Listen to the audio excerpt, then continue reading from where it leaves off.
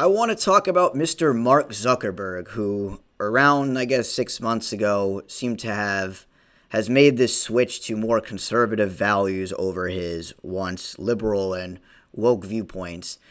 So I want to go over what this person tweeted out here because it's very accurate to what's really taking place. The stuff that you see on the surface level, there's always a deeper agenda. But I find it interesting that Mark Zuckerberg is now basically being a mirror of Elon Musk, where these two guys, these two billionaires, these two technocrat billionaires, who are all of a sudden very interested in freedom of speech and are openly giving their support to Donald Joseph Trump about, America, Elon Musk constantly tweeting about the stuff about we need more kids, people need to be having more babies, using these right-wing talking points to bait in conservatives. Mark Zuckerberg, with the free speech, baiting in conservatives, giving more support to Trump, baiting them in.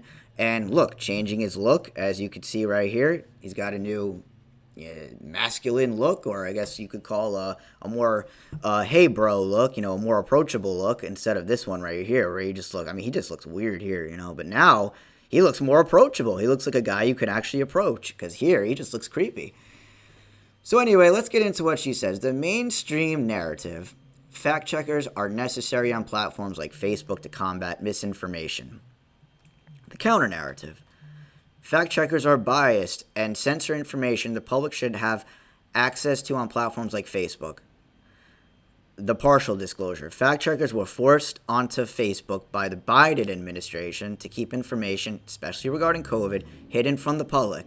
Now, Mark Zuckerberg's excuse for why he even had fact checkers in the first place and why he was obeying, all the censorship rules was the Biden administration. And here's what's key is the Biden administration is going to be just very easy for all these people, these right-wing people, these social media influencers who use right-wing talking points to just blame the Biden administration to garner support, because it's very clear that more people support the red team than the blue team, right?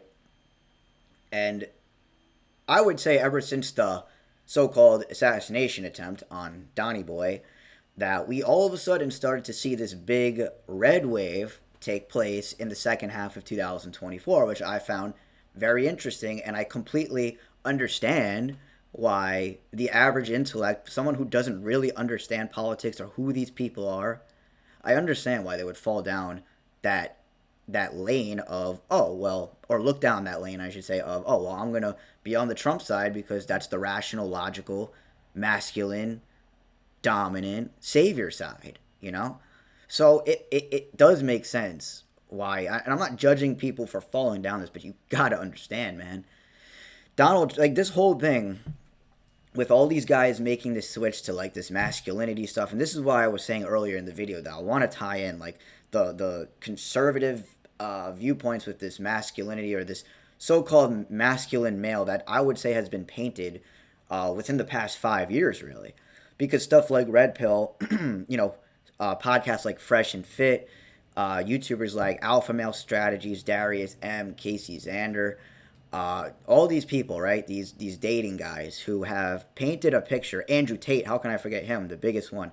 Andrew Tate has set the standard, the foundation for what this masculine male is supposed to look like. And of course, Andrew Tate upholds more conservative values, right?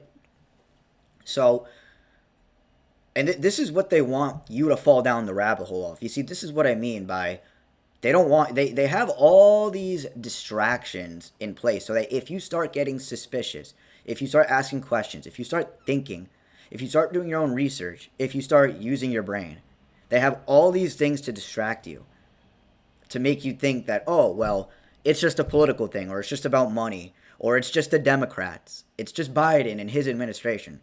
That's what's really big. This little sentence here, very key takeaway. Biden administration is very easy to blame right now. It's very convenient to blame Biden and his administration for everything, because what has happened the past, especially 5 years. Let's just say the past 5 years, to say more recent times. The conservatives have been gaslit by Democrats by liberals, been gaslit with ridiculous rhetorics and notions about kids, 5-year-olds being able to cut their wieners off and mutilate themselves, and kids being able to choose their gender, and parents not being able to know about it, the school legally not having to tell parents about it. This ridiculous stuff about cross dressers or what do you call them? Not cross dressers, drag queens, whatever. Reading to kids. Like, here's the problem: is if you want to do these things, do it in your own time. Leave kids out of it. Very simple solution. Very simple. Don't involve children in it. But the liberals are so far gone. The Democrats, the media, and again, this is all on purpose. This isn't by accident. This is on purpose to get conservatives mad, to get just the average intellect mad, to get you to be like, wow, these people are crazy, so that you fight with each other. You fight with your neighbor. You fight with each other because you think your neighbor voting for the opposite political party of you is causing this madness, when in reality, it's these people who are in control of everything and control your politicians. And, the politicians, Trump is an actor, Biden's an actor, Kamala Harris, all these people you see on TV and in government are actors. Again, it's World Wrestling Entertainment. It's not real. And I know that's hard to believe, but you got to take a look around you and see what's going on. Anyway, I got too off topic, but just the key takeaway here is everything bad that's been going on is all because of Biden, right? So here's the psyop, right? Zuckerberg comes forward about this scheme by the Biden administration, right? Because what he was doing is he was saying, oh, I was forced to doing it by Biden. I had no choice. He was threatening to take down my platform, whatever he said, right? So he gets threatened by Biden, vows, because Biden was, and the administration vows to rid Facebook of fact checkers, or excuse me, I'm sorry. Zuckerberg comes forward about this scheme by the Biden administration, vows to rid Facebook of fact checkers and allow free speech. Okay, because like I said, all of a sudden, Zuckerberg is a free speech person now. So Zuckerberg gets a laundered image, right? Because like I was just saying before, he has a new image now because here he looks weird. He looks creepy. I would avoid this person if I saw him in real life, and I didn't know he was Mark Zuckerberg. Here, he looks like a cool dude. He looks like a bro. He looks like a dude you would see at the bar or something, or in the frat house, right? He just looks like a bro.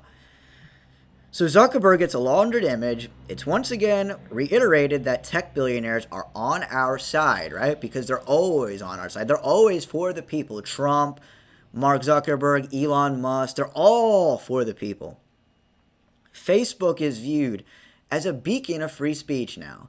All of a sudden, because Mark Zuckerberg is aligning with Trump, right? Trump aligns with all these technocrats and the people cheer them on, right?